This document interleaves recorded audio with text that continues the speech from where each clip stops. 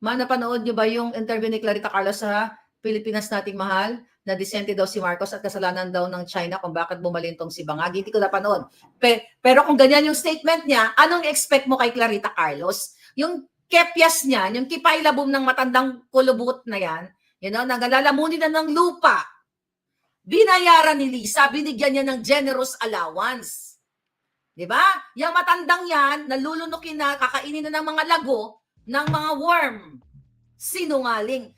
Kasi, may pa-security si Tambaluslos. Di ba sinabi ko sa inyo, yung kaibigan ko sa General Santos, nakasabay siya, may security guard, may security or, security or PSG or whatever. Basta may security siya. Kasi binigyan siya grace ng generous allowance ni Marcos Jr., ni Lisa Tanas, at kapalit ng kanyang pananahimik dun sa smuggling na nireport sa kanya ng Nika na ang pamilya ni Bangag, ni Araneta, ay mismong mga smuggler. Kaya si Clarita Carlos ay binigyan ng generous allowance at nandyan nag-work kay Tambaluslos. Baka trolls ang work ni Carlos ngayon. So yan yung masakit na katotohanan. Yung mga matatandang lalamunin na ng lupa, katulad ni Clarita Carlos, ni Teddy Boy Locsin, ay kinasangkapan at nakipagsabwatan sa mga high crime na ginagawa ni Bangag at ni Lisa, ang kidnapping, smuggling, again, nila ni Michael Ma. So yung mga trolls, huwag kayo mag-engage. I-block nyo ng bonggang-bongga. Okay? Sabi ni Nalds, umamin mismo si Clarita Carlos na siya ang political advisor ni Tambaluslos. Inamin ba niya? O see? So ibig sabihin, nilamo na nga siya ng generous allowance. Ikaw ba ka ng inakang masyonda kang Clarita Carlos? Wala kang karapatan magdakdak na mahal mo ang bayan dahil tumanggap ka ng generous allowance. Wala kang pinagkaiba kay Lisa Tanas. Clarita Carlos. Di ba?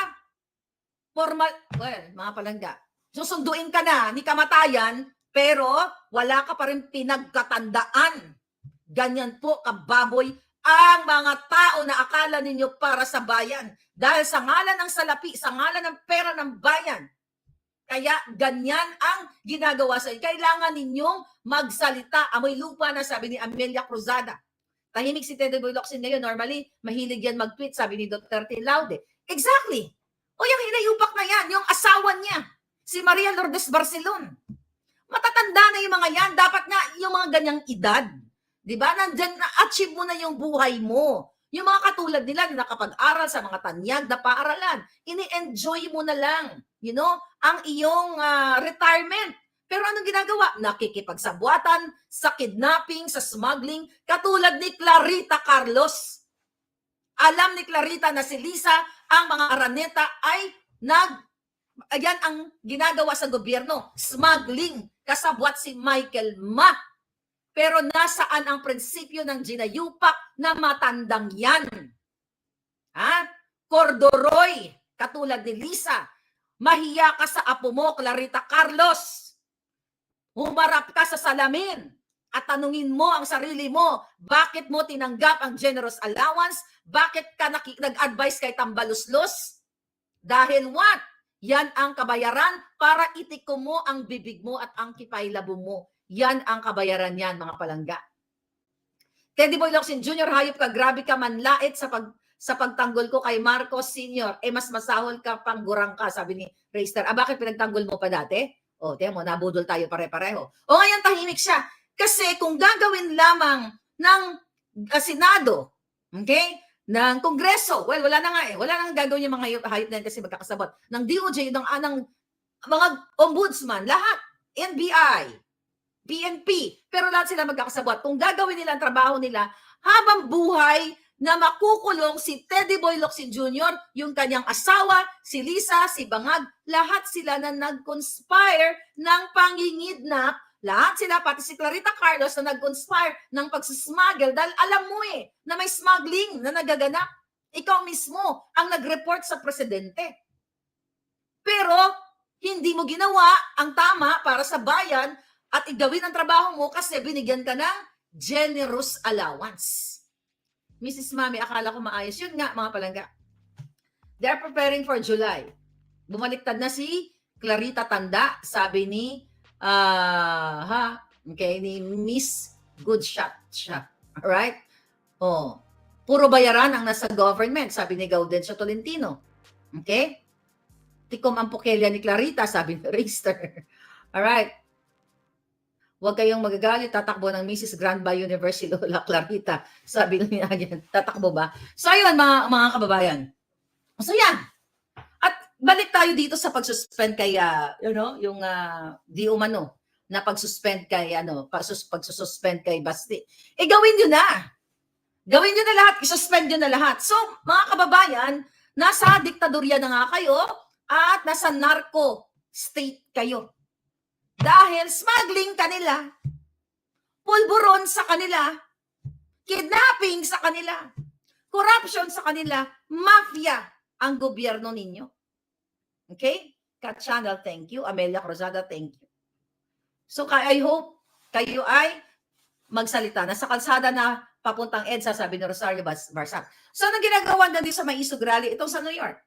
Nagbabayad si Lisa Tanas ng firm, Digital Black Ops firm. Pinalalabas nila na yung mga nasa New York ay mga bayaran daw. Paano bayaran? Ang mga Filipino-Americans dito, okay? Nakusang pumupunta sa kalye, pera nila yan. Kung bayaran, may nanguhuli ba kayo na nag-abutan ng sobre? Katulad ng ginagawa ni Lisa Tanas de Matos Jr. na binabayaran through ayuda ang mga tao para magkaroon ng maraming audience para sa kanila. Yung pa-concert nila, again, dyan, I think bukas na dyan, sa Davao. Binabayaran, kunyari, mag-i-invite ng mga artista, ng mga singer, kung sino-sino mga inayupak, binabayaran ng pera ninyo para magkaroon sila, mag-gather sila ng ng mga audience. Ulit, para palabasin nila, kunyari, marami pang nagmamahal sa mga hinayupak na yan. Sabi ni Charmaine, naka-ready na po kami sa Japan, Maharlika. Yes. I'll be with you, pero virtual lang po. Sabi ni Annabel Dean, Galawang Dilawan. Alright? Sana tapusin na ngayong June, mga bangag, nakaka-stress na mga hudas, sabi ni Amelia Cruzada. Mayangganan yung mga yan.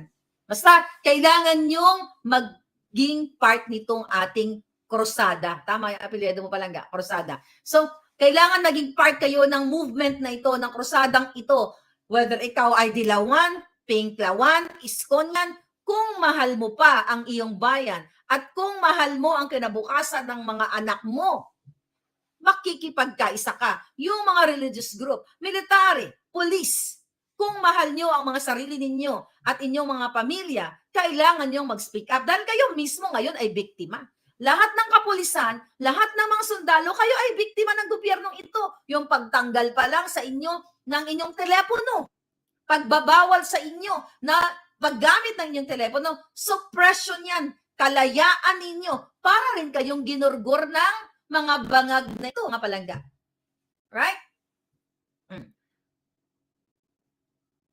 Mass indignation crusade for Inang Bayan, sabi ni Los Maga, mga walang prinsipyo. Nanginginig na si Manikang Basahan sa palasyo. Okay? Yes, mga palangga.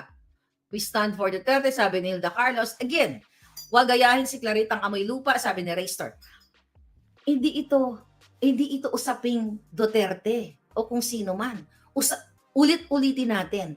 Usapin ninyong mga Pilipino. Nakita nyo naman. Hirap na hirap kayong makabili ng mga grocerya, mga pangangailangan ng inyong mga anak. Okay, well, hakbang ng Maisog, Canada, Vancouver, tentative, ayan, date for hakbang ng Maisog, Canada. Thank you, Ga. Sandra Gombok, ayan, for hakbang ng Maisog, Canada, Vancouver chapter is July 7 of 2024. Baka, Ga, celebration na yan. baka yung inyong hakbang ng Maisog, Canada, imbis na yan, hakbang pa rin ng Maisog, baka, ano tawag dito? Baka celebration na yan katulad ng ginawa natin last year, right? Who knows? Na celebration na yan dahil wawala na ang mga bangag. Okay? Wala bang hakbang ng Maisog ang Toronto? Okay, sabi ni M. Montejo Dags. Pwede kayo palang mag-organize. Okay, mag-organize kayo, maghanap kayo ng inyong mga leaders and we will support you at ipopost natin yan ng bonggang-bongga. Okay, sasagot ako ng mga question. Q&A tayo. Sabi ni Charmaine, hindi sila nanginginig, sanay sila nakuha nila ang lahat pera ng bansang Pilipinas. Ayun na nga, palangga eh. Iba itong rally, sabi ni Raystar, iba itong rally compared sa people power worldwide at nationwide ng krusadang ito na may. So, yun, mas powerful ito doon sa 1986. Kasi yung 1986, doon lang yun sa Maynila eh. Pero ito worldwide. Di ba? Kahit ano pang panunupil sa atin, pagsisikil, kaya nating magkaisa, humakbang ng maisog all over the world. Global approach. Kaya nga silang nagpapa-concert eh.